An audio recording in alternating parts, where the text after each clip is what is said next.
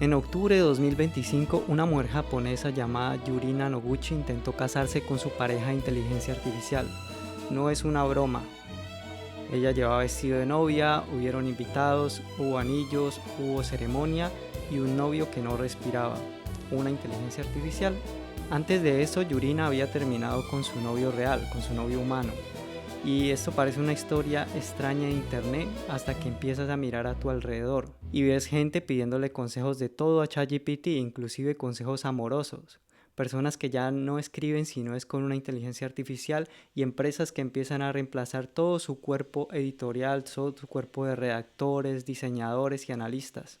Y otra cosa, y tal vez más familiar para ti, internet lleno de textos, videos, imágenes que nadie pidió pero que están allí. Y aquí aparece la parte incómoda porque tal vez la inteligencia artificial no solo nos esté reemplazando en nuestros trabajos, sino que también nos está reemplazando en algo mucho más profundo, en la capacidad de producir esfuerzo, de producir criterio, de tener fricción en la vida y de pensar.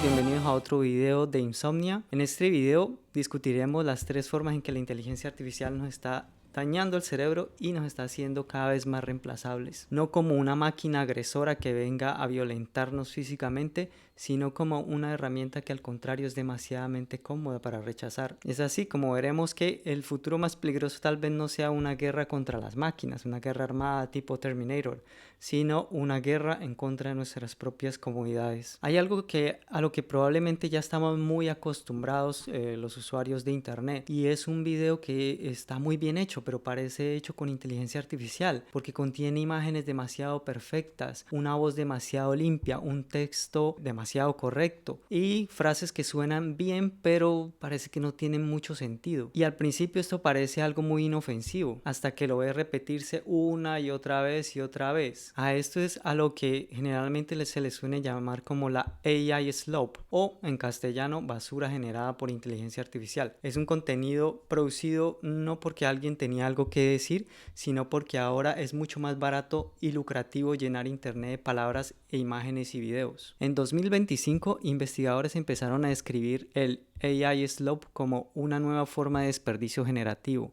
Producen volumen, alta velocidad de contenido, variedad, alta visibilidad algorítmica y, por supuesto, lo más lucrativo, la viralidad. Es decir, no solamente estamos expuestos a contenido malo o promedio, sino a contenido de este tipo en cantidades industriales. Y esto cambia totalmente la experiencia humana con internet, porque antes el problema de los seres humanos era no encontrar la suficiente información, tardábamos mucho tiempo buscando la información.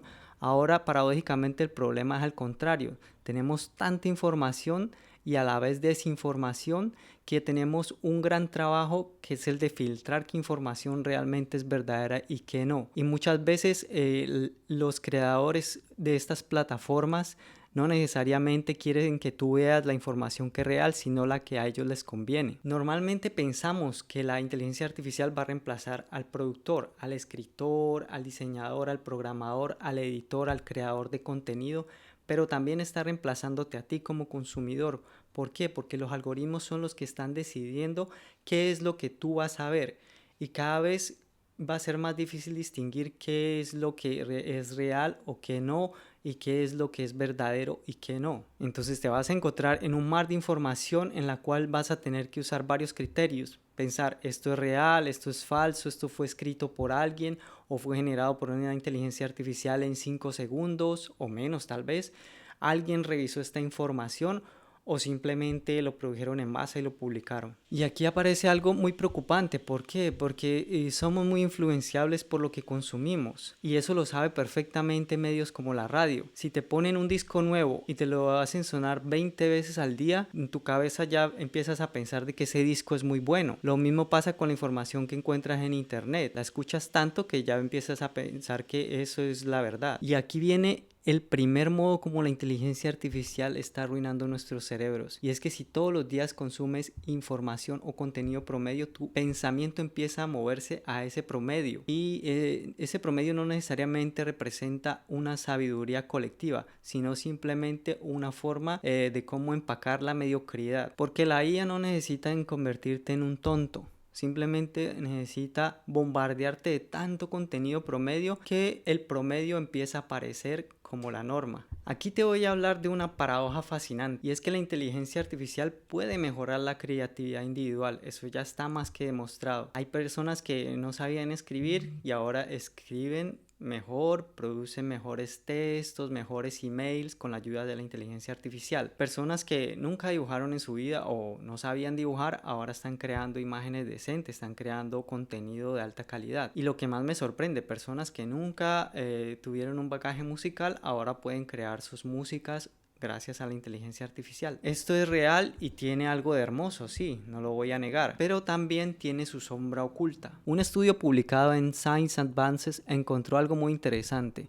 La IA puede hacer que historias individuales parezcan más creativas, pero también puede reducir la diversidad colectiva del contenido. O dicho de forma simple, cada persona mejora un poco, pero todos empiezan a sonar parecidos. Y esto para mí es brutal, me vuela la cabeza, porque la IA no necesariamente nos lleva hacia la genialidad, sino que muchas veces nos hace sonar como una versión pulida de un promedio, muy correcta, muy fluida, muy aceptable y sobre todo muy publicable, pero muy parecida a todo lo demás. Ahora te pido que por un momento mires esta gráfica. Yo sé que puede parecer algo complejo, pero realmente no lo es. Vamos juntos. Abajo en la parte inferior de la línea encontramos las personas que simplemente no saben escribir, es el límite inferior.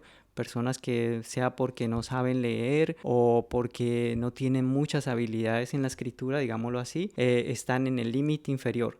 Ahora en el límite superior estarían los grandes escritores, personajes tipo Gabriel García Márquez o Pablo Neruda. Y en el medio está el nivel que hasta ahora tiene la inteligencia artificial. Cada vez que las máquinas de lenguaje mejoran, hace que esta línea roja suba un poco. Esto significa que cada vez millones de personas van a producir mejores textos, pero también significa que las personas que ya escribían contenido o textos decentes van a empezar a perder valor, porque cuando todo el mundo empieza a sonar como un profesional, ya el profesional no hace la diferencia. Y en este punto, la pregunta deja de ser si la inteligencia artificial puede ayudarme a crear algo y pasa a ser qué parte de mí es tan especial e inimitable que sigue siendo imposible promediar, es decir, que esté por arriba de esta curva. Para el creador de contenido, la inteligencia artificial es al mismo tiempo una bendición, así como una amenaza, porque te da velocidad, te ayuda a estructurar el contenido, te da ideas y te puede ayudar con una primera versión de lo que quieres hacer, pero también nos quita algo muy silenciosamente, y es la lucha con la materia prima, esa incomodidad de no saber de dónde partir y ese silencio, esa reflexión antes de encontrar una idea genuina. Y la pregunta no es si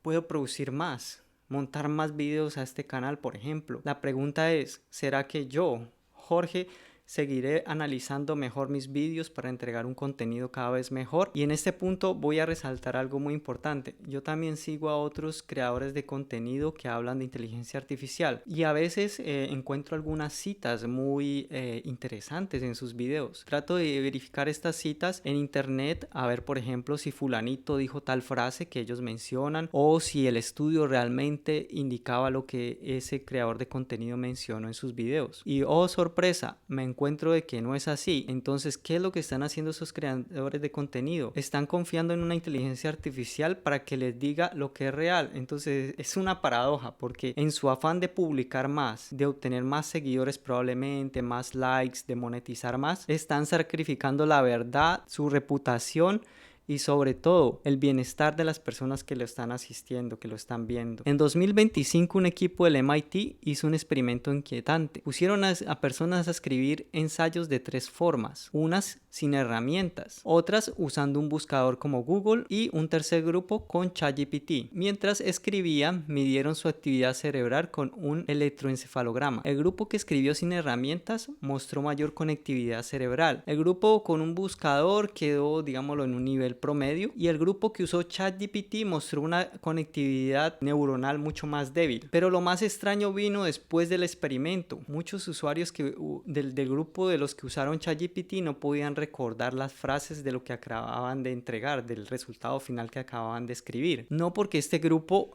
fuera menos inteligente a los otros, porque estos estudios generalmente se llevan a cabo con personas random seleccionadas de manera muy aleatoria, sino porque este grupo era el que había delegado el esfuerzo mental a la inteligencia artificial. Los investigadores de este estudio denominaron ese efecto como una deuda cognitiva, y esa frase debería quedarse un poco con nosotros, lo que es la deuda cognitiva, porque cada vez que una herramienta piensa por ti, puede que estés pagando un pequeño precio con tu memoria, con tu criterio o con propiedad intelectual de lo que tú estás produciendo. Porque la inteligencia artificial no solo escribe por ti, a veces también recuerda por ti. No sé si lo has notado en las nuevas versiones de ChatGPT, que tú ya no tienes que repetirle las cosas, él ya las recuerda por sí solo. También decide por ti, ordena por ti, y poco a poco empieza a decidir cómo tú debes vivir tu vida.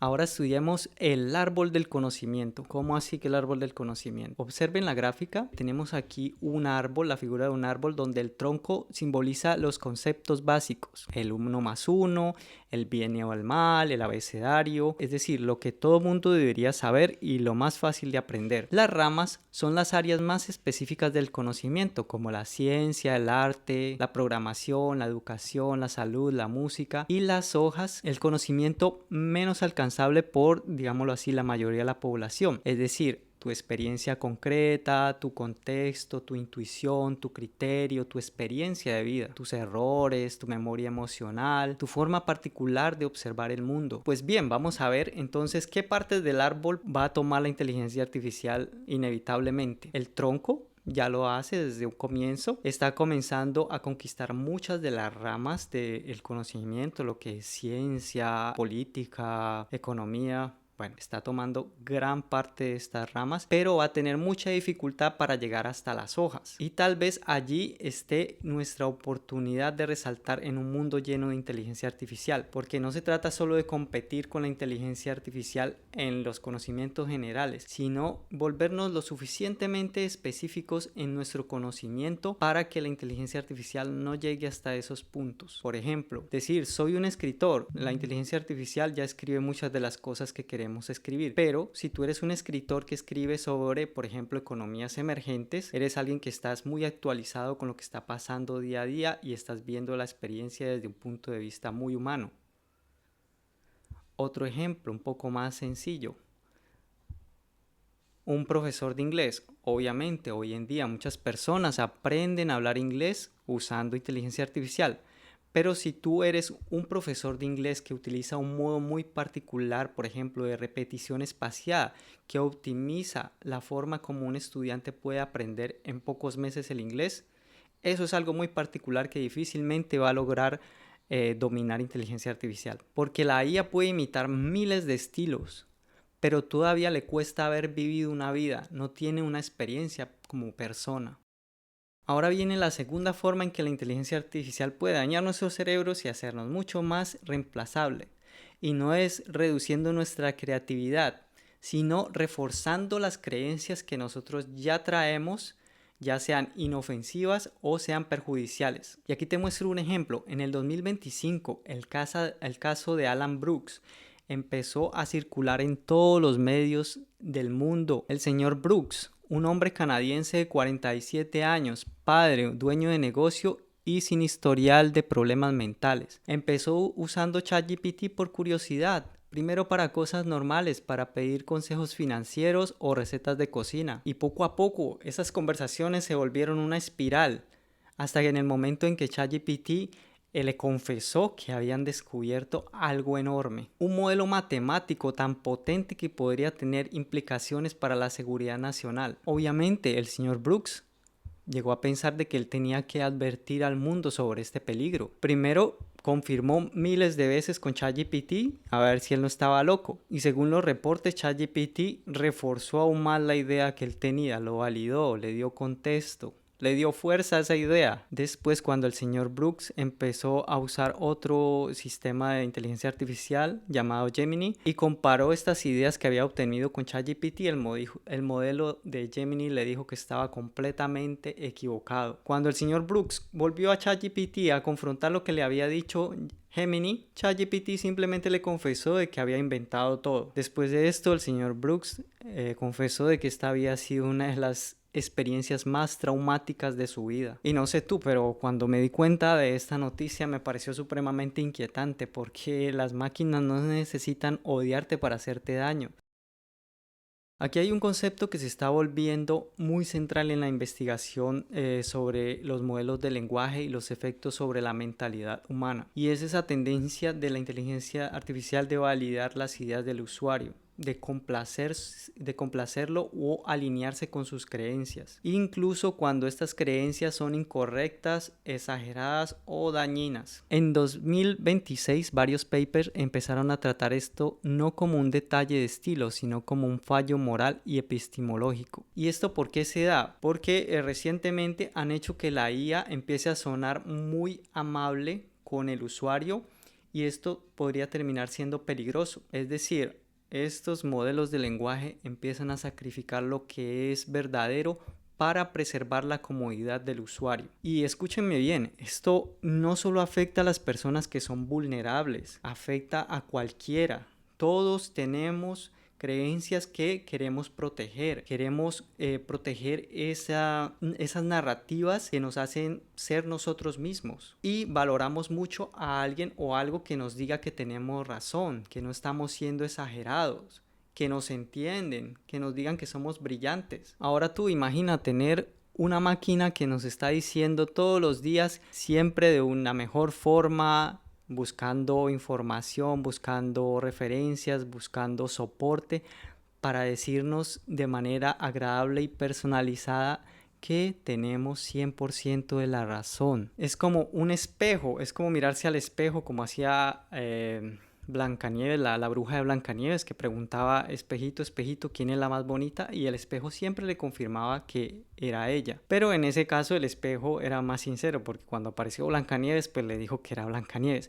Pero en este caso es muy diferente. ¿Por qué? Porque este es un espejo que siempre te va a decir a ti que estás en lo cierto. Y este espejo no va a permitirte que tú evalúes realmente de una forma imparcial el estado en el que realmente te encuentras en este momento, o qué cambios deberías implementar para mejorar tú mismo.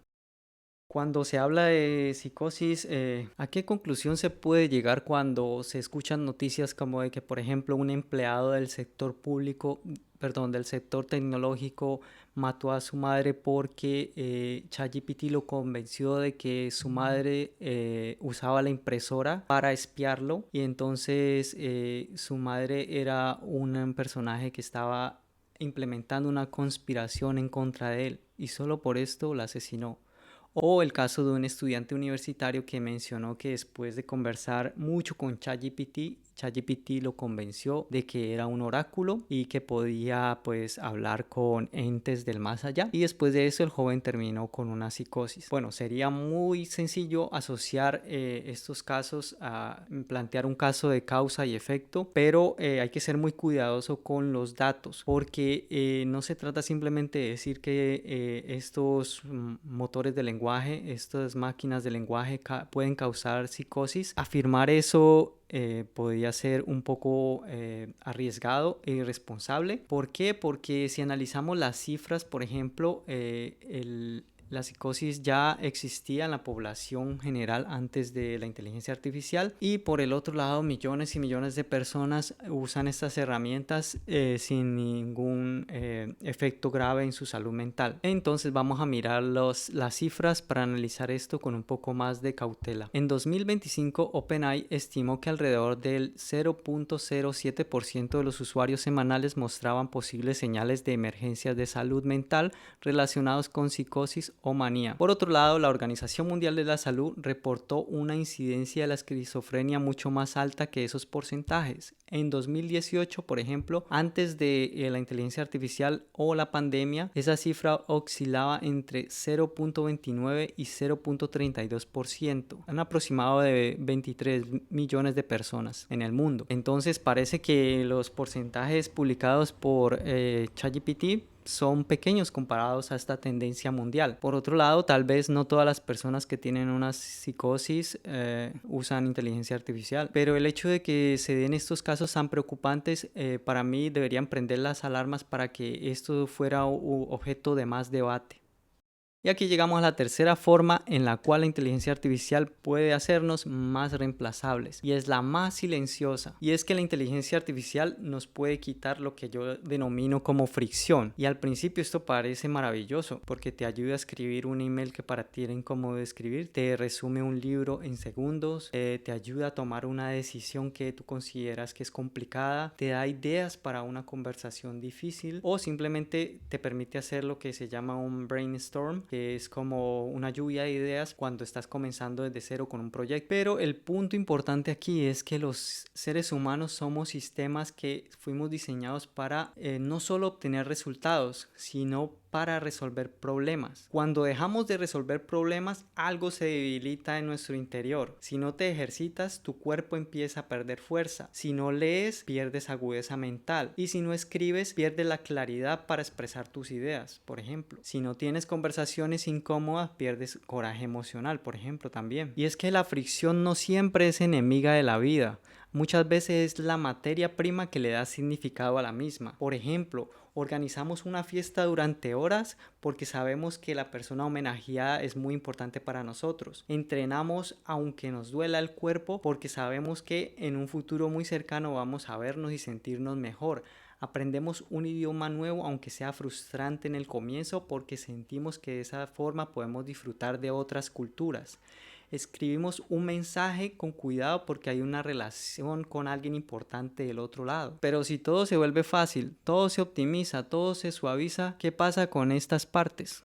Aquí aparece una de las paradojas más extrañas de la vida, porque porque creemos que seríamos felices si de nuestra vida desaparecieran todos nuestros problemas. Pero cuando desaparece un problema, generalmente nuestra mente busca el siguiente problema. Si eres muy pobre, por ejemplo, la felicidad puede consistir simplemente en encontrar algo de comer o donde dormir esta noche. Pero si eres una persona demasiadamente rica, que no te falta nada material, la felicidad, por ejemplo, podría ser poder hablar mucho más con los hijos, que no te duelan tanto las articulaciones, o que alguien te quiera sin interés, por ejemplo. Y es así como el cerebro siempre te va moviendo la meta. Siempre imagina que la felicidad está en el siguiente escalón. Y como alguna vez le escuché a alguna persona, que en ese momento no recuerdo quién es, cuando el ser humano está libre de problemas, la mente generalmente encuentra la manera de inventar algunos. Y la inteligencia artificial refuerza esta paradoja. ¿Por qué? Porque si removemos demasiada fricción de nuestra vida cotidiana, pequeños problemas, pequeños desacuerdos empiezan a aparecer grandes batallas. Una crítica de alguien, por muy pequeña que sea,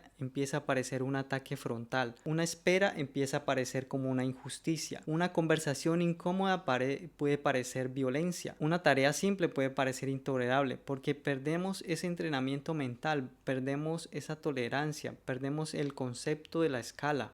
Que si la IA va a reemplazar tareas, obviamente ya lo está haciendo. Miremos el reporte de Anthropic, que lanzó su índice económico para analizar cómo las personas están usando la inteligencia artificial en sus trabajos. Empezamos a ver, por ejemplo, aquí que Singapur es uno de los países que más usa, donde los trabajadores más usan la inteligencia artificial.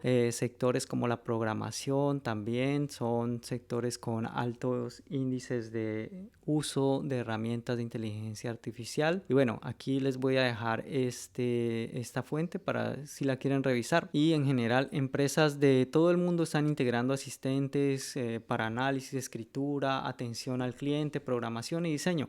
Cada vez son más los despidos también a causa de esto. Pero quizás el reemplazo laboral no sea el único punto y ni siquiera el más profundo. Obviamente perder el empleo es muy grave, pero perder la capacidad de hacer las cosas que ya hacíamos como seres humanos es una cosa mucho más seria. Por ejemplo, perder la capacidad de concentrarte, de escribir, de tolerar una frustración, por pequeña que sea, de distinguir una idea que realmente es bonita de la que no, que una pequeña crítica pueda destruirte, por ejemplo. Eso sería una forma más íntima de reemplazar no solo que la inteligencia artificial haga tu trabajo, sino que dejes de desarrollar esas partes de ti que hacían de ese trabajo muy valioso, porque la máquina no necesariamente necesita vencerte, sino convencerte de que es lo suficientemente cómoda como para evitar que tú crezcas. Entonces, ¿qué podemos hacer? La respuesta no creo que sea rechazar la inteligencia artificial. Eso sería muy ingenuo, porque la IA llegó para quedarse. Y querámoslo o no, la inteligencia artificial es una herramienta extraordinaria que puede ayudarnos a aprender, a crear, a investigar, a traducir, a organizar ideas o mirar puntos de vista que no habíamos visto. Pero hay una gran diferencia entre usar la IA para pensar mejor a usar la IA para simplemente dejar de pensar.